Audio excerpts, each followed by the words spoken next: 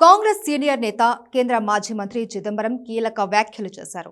హైదరాబాద్ గాంధీ భవన్లో మాట్లాడిన చిదంబరం తెలంగాణ ఉద్యమంలో బలిదానాలను మరోసారి గుర్తు చేశారు.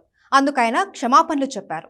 కానీ వారి బలిదానాలకు కేంద్ర ప్రభుత్వాన్ని బాధ్యురాల్ని చేయలేమన్నారు. రాష్ట్రం ఏర్పాటు అంత సులువైన విషయం కాదు అన్నారు చిదంబరం. తెలంగాణ ఏర్పాటు ప్రజా ఉద్యమం ఫలితమే అని చెప్పారు. ఇక ఏపీ చరిత్ర కేసీఆర్ కు తెలియదు అంటూ కామెంట్స్ చేశారు చిదంబరం. ఈ వీడియో ఇప్పుడు సోషల్ మీడియాలో వైరల్గా మారింది. అయితే చిదంబరం కామెంట్స్ పై బీఆర్ఎస్ వర్కింగ్ ప్రెసిడెంట్ కేటీఆర్ స్పందించారు. ఇప్పటికే చాలా ఆలస్యమైంది చిదంబరం జీ అంటూ ట్వీట్ చేశారు. ఈ విషయంలో క్షమాపణ చాలా చిన్నదని చెప్పారు.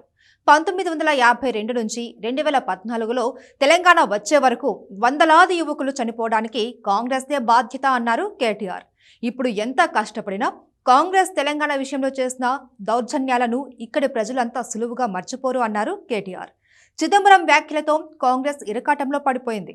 తెలంగాణ ఇచ్చిన కాంగ్రెస్ అని ఇప్పుడు ధైర్యంగా చెప్పుకోలేని స్థితిలోకి కాంగ్రెస్ నెట్టబడిందని విశ్లేషకుల మాట. ఈ క్షమాపణలతో ఇన్నాళ్ళు బీఆర్ఎస్ కాంగ్రెస్ పై చేస్తున్న ఆరోపణలకు బలం చేకూరినట్లయింది. ఇక కేటీఆర్ అయితే చిదంబరం వ్యాఖ్యలను చీల్చి చెండాడంతో కాంగ్రెస్ నేతలు తలలు పట్టుకుంటున్నారు.